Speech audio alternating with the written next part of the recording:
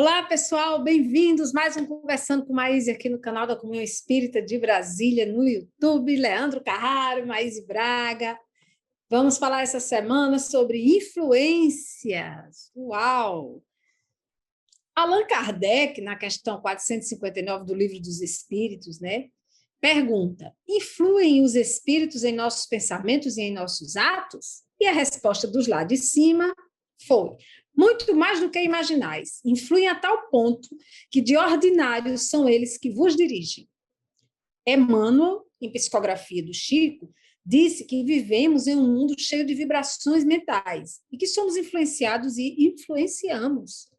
O homem permanece envolto em largo oceano de pensamentos, nutrindo-se de substância mental em grande proporção. Texto do Emmanuel. Toda criatura absorve, sem perceber, a influência alheia nos recursos imponderáveis que lhe equilibram a existência. Em forma de impulsos e estímulos, a alma recolhe nos pensamentos que atrai as forças de sustentação que lhe garantem as tarefas no lugar em que se coloca. A mente, em qualquer plano, emite e recebe, dá e recolhe, renovando-se constantemente para o alto destino que lhe compete atingir. Estamos assimilando correntes mentais de maneira permanente, de modo imperceptível, ingerimos pensamentos a cada instante, projetando em torno de nossa individualidade as forças que acalentamos em nós mesmos. Grande, né? Grande amigo. Com você, Leandro. Mais uma vez uma aula. Mais uma vez acabamos de receber uma aula de Emmanuel e do nosso querido Allan Kardec. Bom, esse tema é muito importante, né? Influências. E é uma alegria podermos conversar com Maíse e a Valessa aqui, porque são temas que, se a gente não consegue compreender na vida, a gente acaba se enganando, se deixando levar e, principalmente, sem perceber. Eu acho que a percepção e o ganho de consciência é algo que a gente tem que estar sempre ligado. Então, Maíse, nesse tema, influências, como perceber se nós estamos sendo influenciados ou não? Influenciados sempre seremos, mas do que nasce do nosso coração é que nós vamos saber se a influência é positiva ou não. Pensamentos negativos que frequentemente nos assediam têm interesse em nos afetar. Então, vamos em busca do trabalho no bem, da leitura edificante, do estudo, da conversa amigável, de tudo que tire a nossa mente daquele processo verdadeiramente obsessivo que sempre começa pelo pensamento. Mas, sabe, e as influências que nós sentimos e que nós temos das pessoas encarnadas? Esse é brabo, porque há pessoas que, sabendo a influência que tem sobre nós, nos arrasam. Usam o próprio sentimento que elas sabem que nós temos por elas para nos diminuir. Tem aquela história maravilhosa do garoto de 8 anos que pintava ao lado do pai, todo final de semana, na garagem da casa. O pai era um pintor diletante, olhava a pintura do menino e dizia para o filho de 8 anos, era filho dele: eu não sei no que és pior, se com tinta, se com lápis de cor, se com lápis de cera. Ainda não decidi. Como és pior ao pintar? O menino tinha 8 anos, ficava arrasado. A opinião do pai, para ele, era o máximo, porque para todo filho, a opinião do pai e da mãe é tudo. A mãe, uma espanhola, via aquela história, depois que passava tudo, chamava o menino.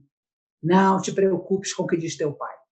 Eu tenho certeza, eu que sou tua mãe, que se quiseres ir para a política, serás presidente do nosso país. Se quiseres ir para a ciência, serás um grande médico ou descobrirás a cura de uma grave enfermidade. Muitos anos depois, na porta de casa, falando aos repórteres, já idoso, com saudade da mãe, que foi a sua grande influência positiva, ele dizia: eu quis apenas pintar e me tornei Pablo Picasso, o maior pintor do século XX. Tinha um pai que o arrasava, mas uma mãe que pegou o seu coração e disse que ele podia ser o que ele quisesse. Ele ficou com uma autoestima tão impressionante que toda mulher que o deixava tentava suicídio. Elas mesmas se sentiam arrasadas. Uma vez, ele ficou casado muitos anos, teve um casal de filhos com a esposa e ela resolveu deixá-lo, porque ele era insuportável. Ela atravessando a rua, de mala, segurando as duas crianças, ele correndo atrás dela, e ela correndo com as crianças para tomar um carro e sair dali. E ele gritava pela rua: mas você vai me deixar? Ninguém deixa Picasso. Então, veja a que ponto chegou a autoestima dele. Porque o pai queria ele no chão, mas a mãe o elevou de tal maneira que ele passou a se achar um gênio, que na verdade ele era. Né? Então, essas influências de encarnados são difíceis. Porque se você é muito apaixonado pela pessoa, ou se a pessoa é um pai, um tio, um avô, aquilo acaba com você. Sabe? E é uma covardia. Porque às vezes você é criança ou é um adolescente e a pessoa coloca você totalmente para baixo. Essas influências nos acompanham às vezes pela vida inteira. Haja terapia. Sabe? Por isso, antigamente, quando não havia terapia, não havia nada, as pessoas iam ao suicídio. Porque elas viam o seu valor pelo olho do outro. E o que a alma sofredora que nos persegue invisível faz? Ela nos faz pensar que nós não temos valor nenhum, que nós estamos sozinhos, que ninguém se importa conosco, que se amanhã nós não estivéssemos mais aqui, não teria problema nenhum, ninguém ia sentir nossa falta. E aí você vai escada abaixo. Melancolia, tristeza, depressão. Começar deprimido não é difícil, mas sair da depressão é difícil. Há pessoas que trazem depressões de outras vidas. Então, é importante demais saber. Eu sempre tive medo dessa resposta dos espíritos para Kardec. A mais das vezes são eles que nos dirigem. Se a gente ficar pensando nisso, endoidece. Sabe? Porque o único obstáculo para a alma sofredora nos atingir é a nossa própria vontade. É o nosso próprio equilíbrio emocional. É dizer, aqui quem manda sou eu. Perceber o nosso valor e buscar as influências que nos alimentarão das coisas positivas e nos afastarão das negativas. Engraçado que o ser humano é tão intuitivo que de tempos para cá, qual é a grande coisa? Se livrar de pessoas tóxicas. Eu acho engraçado que o ser humano cria umas palavras, né? Inventa uns troços que desde que a roda existe, a gente sabe que existe. A pessoa tóxica, encarnada ou desencarnada, é aquela que troca a pior energia do mundo com você. E com um sorrisão, né? Nos lábios. Porque ela quer te enganar. Ela quer levar você para uma situação limite, em que você não vai ver saída, vai se sentir sozinho, vai chorar para burro. Então, tanto encarnado como desencarnado, mas eu confesso a vocês, eu tenho mais medo dos encarnados do que dos desencarnados. Sempre tive. Porque desde muito criança eu via alma suicida. E, na verdade, a alma suicida é um sofredor. O que ela pode fazer contra você? Ela pode trocar energia com você e deixar você meio adoentado, mas também se você entrar na dela. Então, é sempre nossa a decisão, é nossa a atitude. A influência não é do, nossa, eu estou aqui porque fulano me persegue. Não. Há sintonia. Em algum momento, houve igualdade de intenções. Então, influência, ela existe porque em algum instante você deu abertura. E uma vez a pessoa se sentindo confortável com você, fica difícil. Convencê-la a ir embora é complicado. Então, se você é viciado em cigarro ou em drogas, é difícil sair porque tem uma turma que eu brinco chamando de a turma do deixa disso. Né? Deixa disso, para que você vai melhorar? Então, não é só você que vai deixar o vício. Você tem que convencer a turma invisível que usa você, que você não vai mais utilizar aqui. Haja suor. E o encarnado? O encarnado que gosta da loucura, que gosta de você porque você paga a bebida no bar. Quando você resolve ficar equilibrado, ele debocha de você. Ele diz que você não vai conseguir, que você virou um bobalhão. Porque, no fundo, não existe amizade, não existe respeito. Ela quer te ver sob a influência dela. Olha, eu não me esqueço de uma coisa. Meu pai teve muito problema de saúde no rim quando eu era criança. E por 2 vezes ele teve que fazer uma cirurgia renal num prazo de 1 ano. E ele era militar, ficou inclusive algum tempo afastado do trabalho para se recuperar. E dentro do hospital ele não podia fumar. Ele era um fumante inveterado. Ele não podia fumar. Então ele já estava há 2 meses internado para se recuperar da cirurgia, sem botar um cigarro na boca. Ele, o resto da vida, lembrava do amigo que tinha ido visitá-lo e que levou um maço de cigarro. E dizia para o meu pai assim: o quê? Você está 2 meses sem fumar? Que absurdo! Fuma só um, não vai te fazer falta, não vai fazer falta. Não tem médico nenhum aqui. Fuma um só para matar a vontade.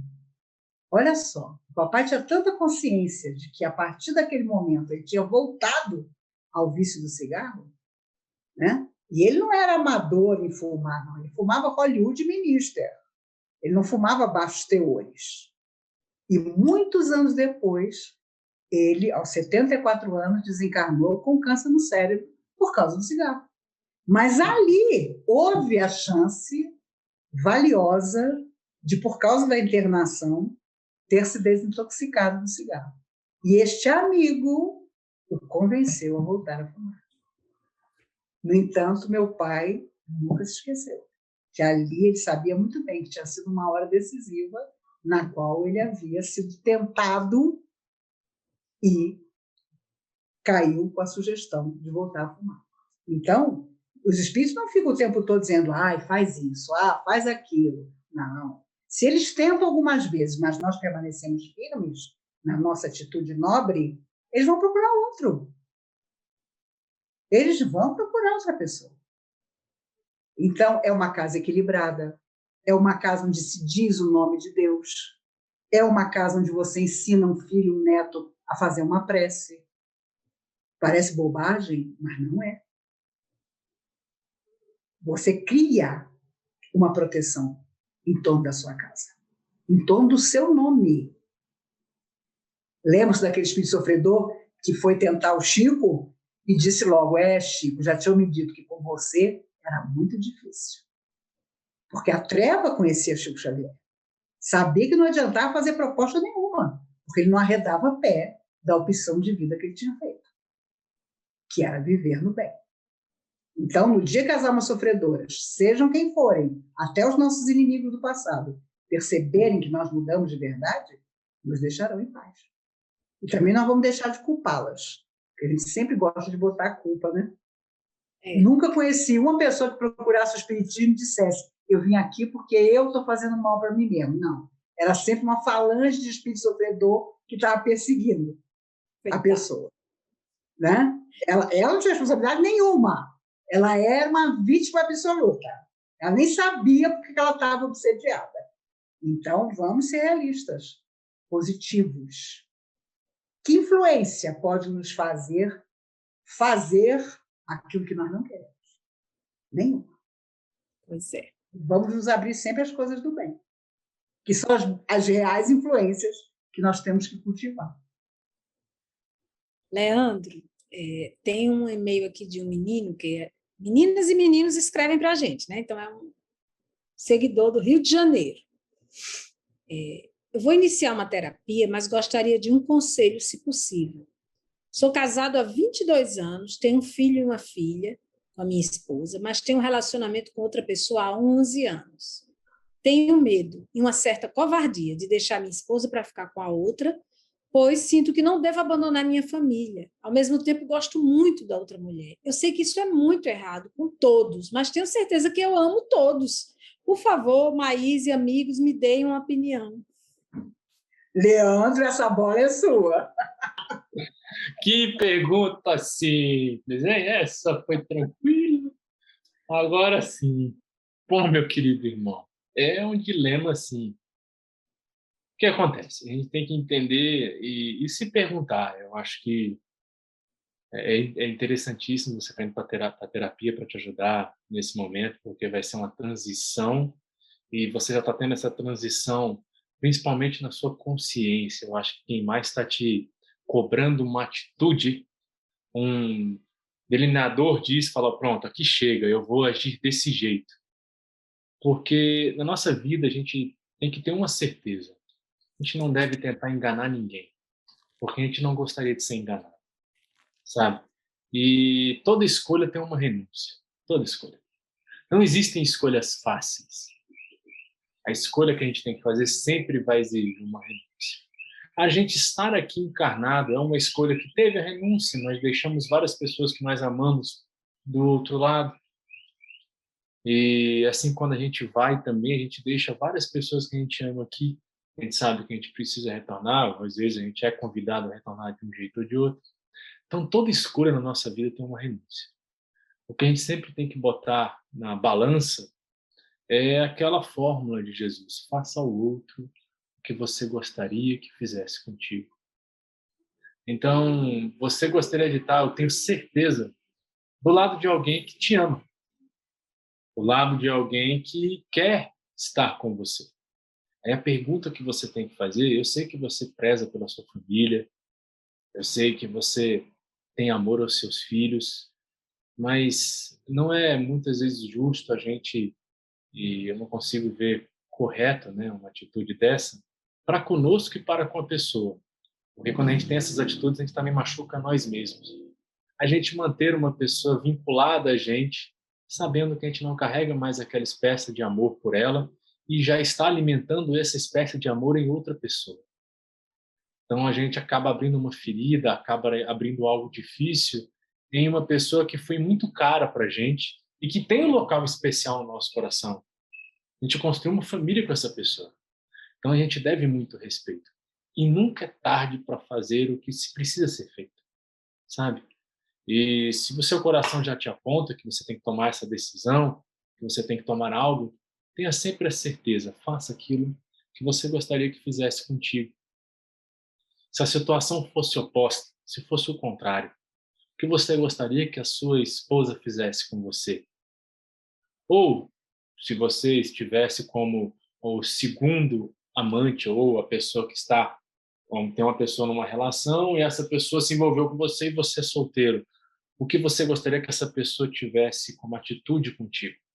Porque nós estamos falando aí de duas mulheres que caminham, que têm seus sonhos, têm os seus âmbitos de crescimento e querem ser felizes, como você também quer ser feliz, como seus filhos querem ser felizes. E essa pergunta é muito importante. O que você gostaria que fizesse contigo, se fosse você no lugar? E aí você vai tentar dar o seu maior respeito. Isso não significa que vai acontecer o que você deseja, que é a compreensão absoluta, que é um entendimento de todo mundo. Não vai ser assim. Até porque, pensa, se fosse você, talvez você também não tivesse essa compreensão lá toda, né? Eu te confesso que talvez eu não teria essa compreensão toda de imediato. Pode ser que com o tempo alcançasse essa compreensão, mas de imediato provavelmente não conseguiria. Então você já tem que ter a atitude compreendendo o resultado imediato da escolha que você vai fazer.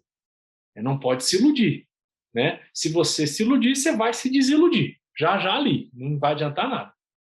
Então você tem que tomar essa atitude pensando no bem maior. Qual é o bem maior? Cortar qualquer engano que esteja sendo ainda alimentado e sempre ser uma pessoa melhor que você foi ontem. Sempre, sempre. Isso para os seus filhos, isso para a sua companheira atual de vida, que é a mãe dos seus filhos, isso para a sua outra companheira que você está desenvolvendo a relação já tem muito tempo, pelo menos o que eu percebi, que são 2 relações bem antigas. Então, tome a atitude, não continue nesse formato, porque esse formato, além de fazer muito mal a você, está cerceando oportunidades de pessoas que eu tenho certeza que você quer bem. Porque quanto mais tempo você adiar, mais distante, por exemplo, se você toma a atitude de estar com a sua companheira mais nova, você está cerceando a oportunidade da sua esposa atual conquistar uma nova família, mais brevemente, conquistar um novo marido, conquistar uma nova pessoa. Quando eu falo família, é ganhar mais membros na família. Então, isso você está cerceando quando você não toma a sua atitude, quando você não demonstra o verdadeiro fato que está ocorrendo. É algo difícil, vai machucar, vai doer, não é algo simples, isso não vai ser, mas essa fórmula de Jesus é a fórmula que nós devemos carregar na vida. Então, essa influência do pensamento, não deixa como está, que não está dando problema, não explodiu nada, vamos manter, é uma influência, uma ideia enganosa. Ela está enganando porque o resultado disso não vai ser algo bom. A gente às vezes adia uma atitude que a gente já devia ter tomado por questão de comodidade. E comodidade nunca vai ser amor, e comodidade também não é evolução. Evolução e crescimento sempre é esforço, é transformação e é a atitude que a gente precisa ter, mesmo nos momentos mais difíceis. Então, se eu fosse te dar uma dica, minha dica seria essa. Já te informando, como eu também já entenderia, não vai ser algo agradável no primeiro momento, mas é algo necessário. Não sei como ele consegue ser feliz, como provavelmente não é. Não. Porque é uma situação dolorosa para todo mundo. Eu conheci situações assim, de muito mais tempo de casamento, inclusive, e de namoro fora do casamento também, que quando a coisa estourou, infelicidade para todo mundo. Infelicidade mesmo, para sempre. E eu não vou te aconselhar, porque eu nunca vivi uma situação dessa, mas te digo, resolva. Porque imagine isso do lado de lá. Vai ficar bem mais difícil. Sabe? E há algo que a gente não pode perder nunca, que é o respeito dos outros pela gente. E o nosso autorrespeito. Sabe? Será que seus filhos te respeitariam se soubessem de uma situação dessa? A sua mulher, com certeza, pode ir embora, arranjar outra pessoa, você pode vir até uma terceira ou uma quarta pessoa nessa história toda, mas eu não sei como é que você consegue administrar os seus sentimentos, sabe? Nossa, deve ser muito doloroso. E uma hora vai ter que ser doloroso para todo mundo, porque a decisão vai ter que partir de você, que é a única pessoa que sabe da situação, não é? Nossa, meu amigo, Deus te dê força, viu? Para que você possa solucionar da melhor maneira possível. Mas perda sempre haverá. Isso não se iluda. Uma coisa que o Leandro falou é muito, muito sabiamente, mas é que ele está cerceando o direito da outra. As pessoas encontrarem outros caminhos, claro. Claro que sim. Claro que sim. É egoísmo. Uma amiga seguidora da Bahia gostaria de destacar uma palestra sua, Maíse, chamada Tragédias, realizada antes da pandemia. Me emocionei ao ouvi-la, onde você relata que espíritos diziam que postos de socorro estavam sendo implantados pelo mundo, pois algo estava para acontecer. Quando penso nesse socorro, eu imagino a força de luz grandiosa que deve ocorrer e o trabalho belíssimo, cheio de amor. Gratidão a você, a Valesca e ao Leandro. Trabalho em um hospital da minha cidade e acompanho de perto esse momento em que logo, logo sairemos. Nossa, que coisa linda. E você acredita que eu não me lembrava disso? Mas quando ela começou a falar, eu me lembrei. E é verdade. Os espíritos mostravam no mundo inteiro verdadeiros acampamentos que estavam sendo criados para receber pessoas. E a gente não sabia direito o que era. E, obviamente, o número de desencarnados no mundo inteiro, vítimas da pandemia, já justifica esses locais, né? onde as pessoas estão sendo, com certeza, recebidas, e mais que isso, doutrinadas, e mais que doutrinadas, passando por uma terapia, porque não é uma morte fácil. Você morrer sem conseguir respirar é um negócio que abala você profundamente. Você morrer sozinho, sabe, sem se despedir, essa questão da despedida ainda é uma coisa que o nosso coração pede. Então, tudo isso, com certeza, está dando um trabalho danado para o mundo espiritual. Receber essas pessoas, sabe, que elas sejam amparadas, que elas entendam o que se passou com elas.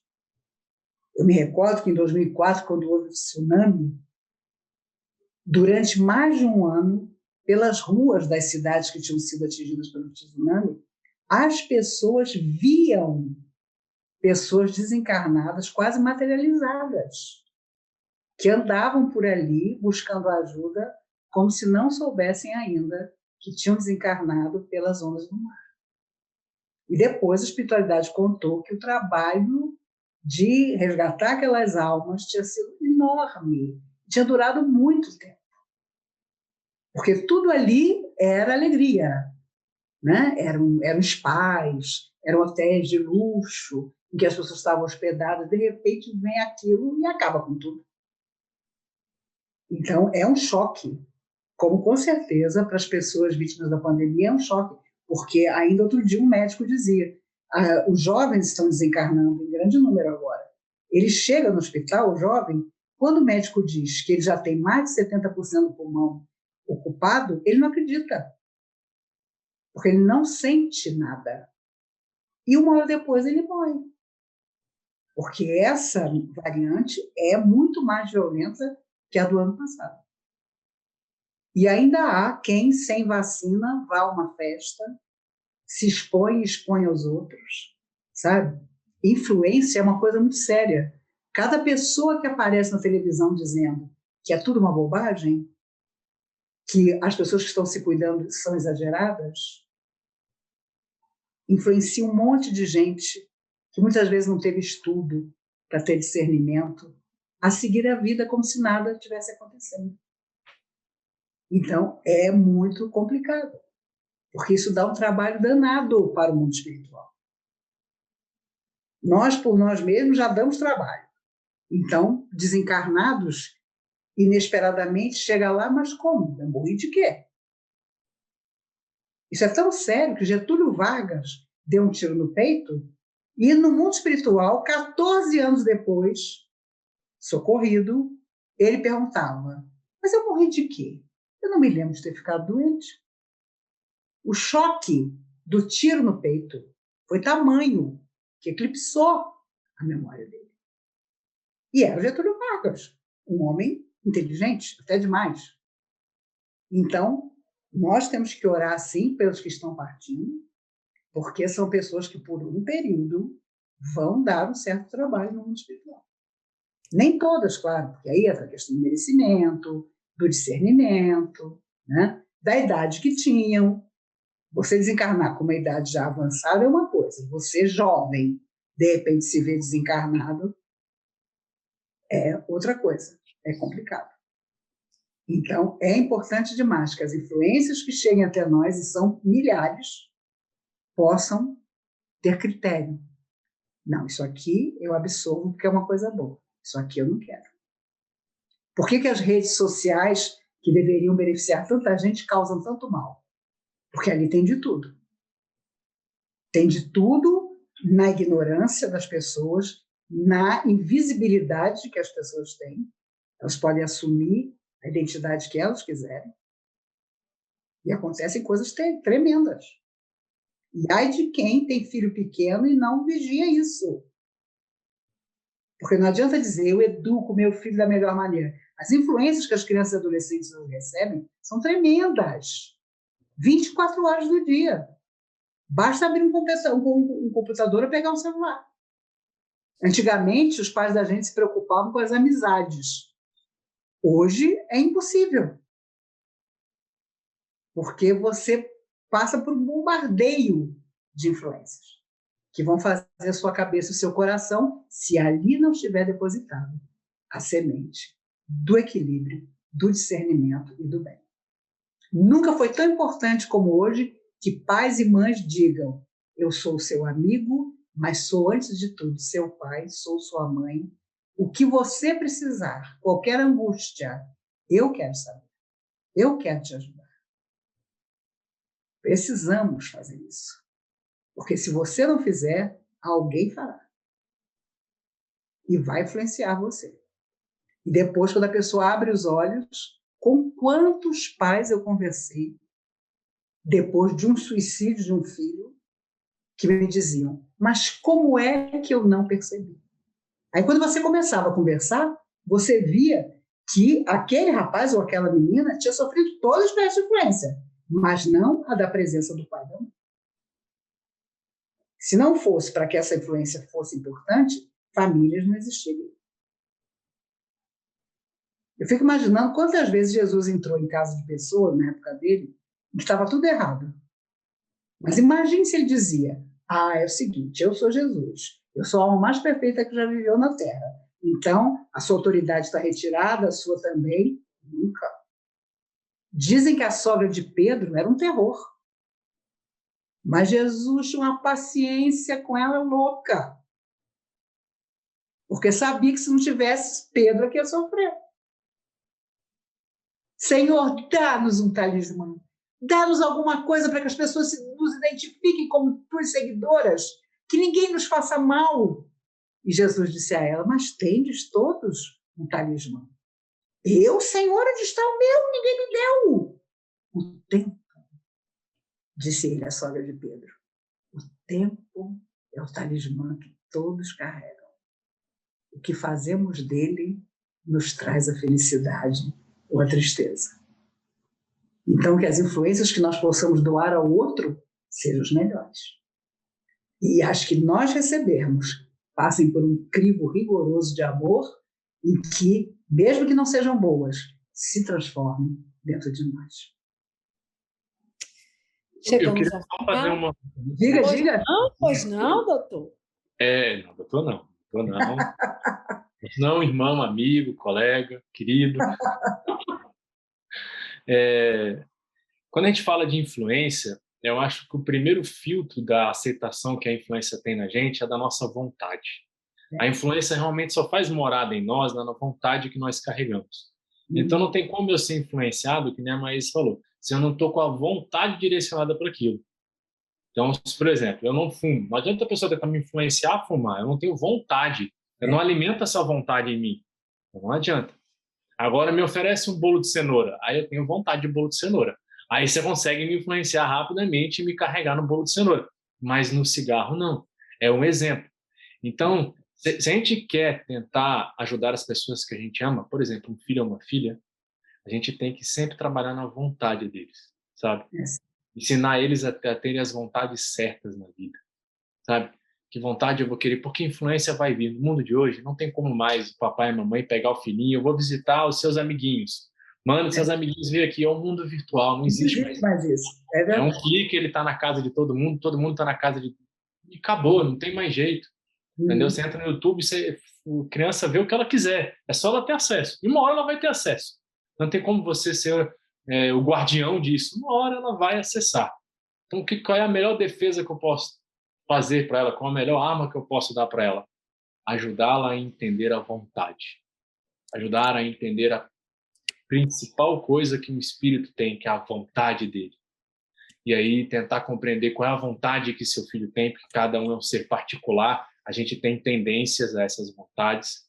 E como eu posso direcionar melhor essas vontades que eu já percebo no meu filho, que podem levá-lo a algum lugar distante, a algum lugar não tão bom assim. Só que isso eu só percebo se eu realmente conviver com meu filho, se eu realmente me doar para o meu filho. E não tentar deixa acontecer, passa aí, vai lá filho, segue aí, dou alguma coisa para distrair, eu não percebo o que está acontecendo com ele. Falta muita empatia nossa para com as pessoas que a gente ama. É verdade. Então a gente tem que sempre lembrar disso. É o olhar. Essa questão. E chegamos ao fim de mais um programa. Querido irmão fofo, lindo, doutor, porque você é professor, assim. Aí E o próximo programa a gente mais escolheu o tema desapego. Tudo a ver, né? Com a questão do nosso irmão aí. Desapego, desapegar, que daqui a gente não leva nada. Muito mal a gente leva a gente, né? Então, às vezes fica um pedaço da gente aqui. Então, na próxima semana, vamos conversar sobre desapego aqui no Conversando com Maíse, no canal da Comunhão Espírita de Brasília, no YouTube. Um beijo, compartilhe, dê o like e até lá!